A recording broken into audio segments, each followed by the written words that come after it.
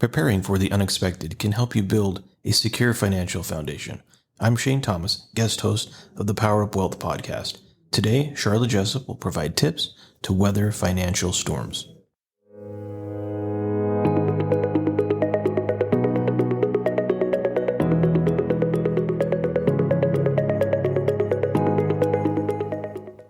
Welcome to the SFS Power Up Wealth podcast, where we provide impactful insight and expert opinions on timeless financial principles and timely investment topics, preparing you to make smarter decisions with your money.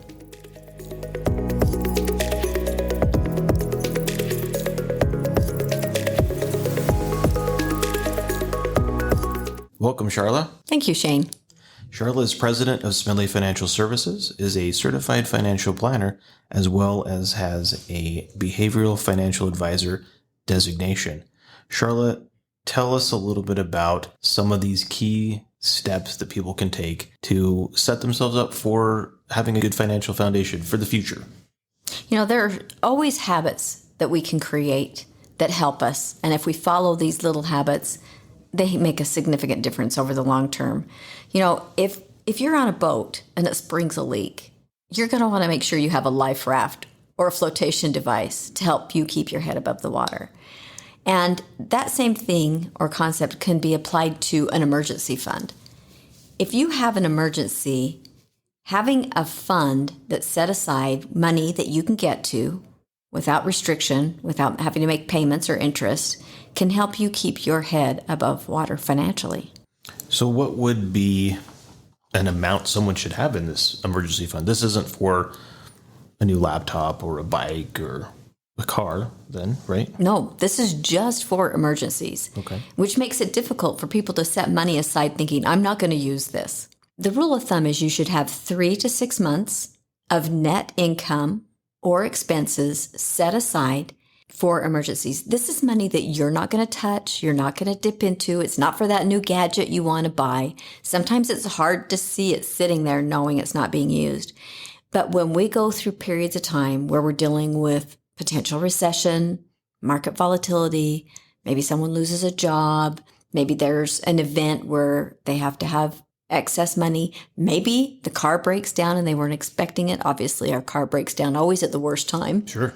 Never when you want it to, Right. Or the water heater goes out. You've got to have money readily available. Having an emergency fund protects you from using a credit card. Because if you use a credit card during an emergency, then you have to be able to make a payment on that. And interest is accruing. So if you're not paying it off, once you use that credit card, if you don't have the money to pay it off immediately, then you're going to be accruing interest. And whatever you had to buy is going to cost a great deal more than the purchase itself. Sure. So an emergency would be something like your air conditioner, water heater, car repair, something like that, but then have another savings account for other items like travel or fun things that you save for? Yeah, we call that planned spending. In other words, you know it's coming up. Though some of these things, we know Christmas comes every year, Yep. regardless. And it's nice to have the money in advance. Otherwise, if you're using credit, you're paying for it all year long. And nobody wants to be paying for Christmas in June. Vacations, new car. I mean, we all have an idea of what the life expectancy is of a vehicle when we purchase it. Rather than making a payment, pay yourself. Pay money into an account that you can use in the future. Children's education. You know, if your children are going to go to a trade school or on to university, you're going to have money for that. And, you know, our homes over time require some upgrading. New carpet, you know, some things wear out. All of those things fall into what we would consider a planned spending. And you pay for it in advance. I can relate an experience that I had when I was young. From a young age, my parents have always taught me that you save 10% of any money you earn. It's set aside, it's for you. Back then, I didn't have an emergency fund because as a teenager, I didn't have any emergencies. I just had wants. Right. So planned spending was important. And I was saving up all the money I earned. I had to save it in advance to buy a 10-speed bike because, let's face it, when you're a teenager, you don't really qualify for credit anyway. Right. So I learned from a young age that you can save in advance for the things that you want, and you get more gratification when you pay for it and have it, and you're not worried about what the monthly payment's going to be. And you can do that in savings accounts. at a bank or a credit union. If it's going to be longer term, you can invest the money. For instance, college savings for kids, that's not going to occur for, if the child's young, it's going to be years before they're going to use it, but you're probably going to be saving a little bit every month to help cover that large expense. Those types of things can be invested. But the idea is to get in the habit of paying in advance, whether you're paying yourself or paying into planned spending, and do it regularly.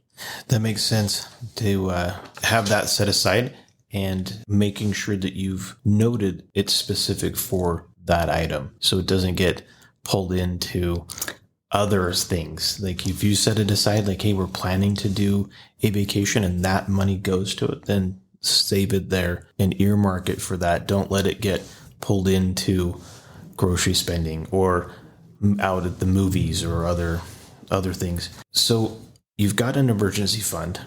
You've got planned spending specific for items that you're looking for. You a couple of years we're going to need a new car or redo the roof or other items like that. But what about just regular retirement savings? How much should we be saving in just regular retirement savings, like in an IRA or 401k, etc.? The answer is unfortunately probably more than you're saving. Right now, we are seeing a change in savings habits in Americans. And the personal savings rate in April of 2022 dropped to 4.4%. And this is down significantly from just a few years ago when the personal savings rate hovered around 7.5%.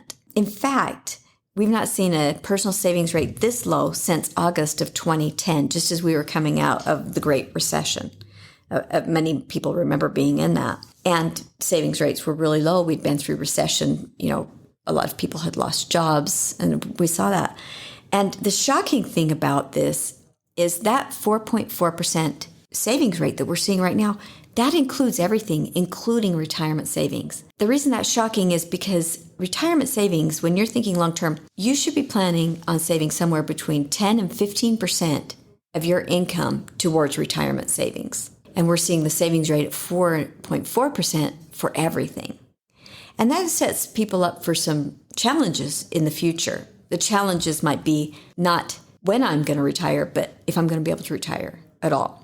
What type of lifestyle do I get to live versus am I going to be able to cover my basic expenses when I retire and some of those things that come up? Planning in advance and putting that money aside is extremely important. And it's easy to do. So when you say 4%, that's really only $4 for every 100 that you earn on average is getting put into savings. Right. And when you mention you should be saving 10 to 15%, that's definitely a shortfall by a lot. It is, but there are ways to make that up. There are ways to correct that and to improve it. And it might not be something that people can do overnight. Because when I say it's easy, I'm not trying to be glib. What I'm trying to say is there are some steps. There are ways to change the outcome. And they're small. And it isn't something you change overnight, but it's things you do in baby steps over time.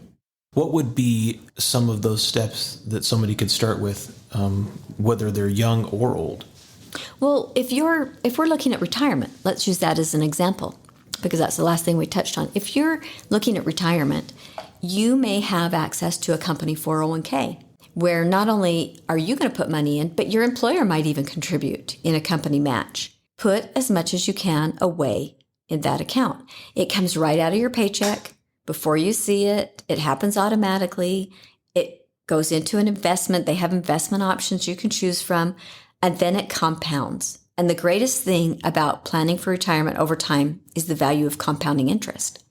And then every year, as you get a pay increase, or every year automatically escalate that percentage. So let's say you start out saving 4%. Next year, increase that to 5%. And just each year, or every time you get a raise, increase what you're putting aside. Those are excellent tips. Definitely, it's worth taking advantage of putting it in now and letting it grow over time. What do you say right now with people with inflation? Things are costing more. It's difficult to find those extra dollars to save. What do you tell people? What do you advise people? I think that what people have to do is go back to some of the basics, because we are dealing with inflation and we're seeing a pinch on spending. It's reducing what we have available in spendable money every month. Go back to your budget and look at your spending and see where you might be able to cut back. Be realistic. In the good times, we've just come out of some really good years, especially in the last couple of years where people were receiving stimulus. Oh, yes. And were not maybe in a position where they really needed it. They had an excess flow. And so they may have developed some spending that they can't keep up with now that we're back to reality. So go back to your spending plan and be realistic and determine, am I spending too much? Are there places where I can cut back a little bit? And make sure that your spending plan includes paying yourself first. If you put yourself at the top of the list when you're looking at your budget or your spending plan, you'll always make sure you're paid first. That's why having money come out of your out of your paycheck to go into your 401k sets that habit up. You're paying yourself before you're spending what's left over. Excellent. Thank you, Charlotte. We appreciate these tips, and hopefully our listeners will follow through and be able to increase that savings rate. So the next time we look at it, it's definitely higher than 4%. Again, thank you, Charlotte. Thank you. Thank you for joining the SFS Power Up Wealth podcast. Smedley Financial is located at 102 South, 200 East, Suite 100 in Salt Lake City, Utah, 84010. Call us today at 800-748-4788. You can also find us on the web at smedleyfinancial.com, Facebook, Instagram, Twitter, and LinkedIn.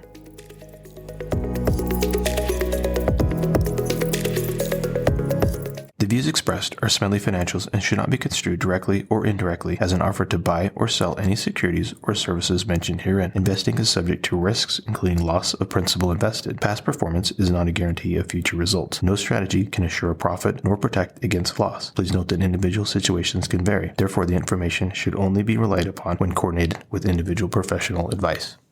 Securities offered through Securities America Inc., member FINRA, SIPC, Roger M. Spenley, Sharla J. Jessop, James R. Derrick, Shane P. Thomas, Michael B. Ani, Jordan R. Hatfield, Lorraine B. Taylor, registered representatives. Investment advisor representatives of Smedley Financial Inc. Advisory services offered through Smedley Financial Services Inc., Smedley Financial Services Inc., and Securities America are separate entities.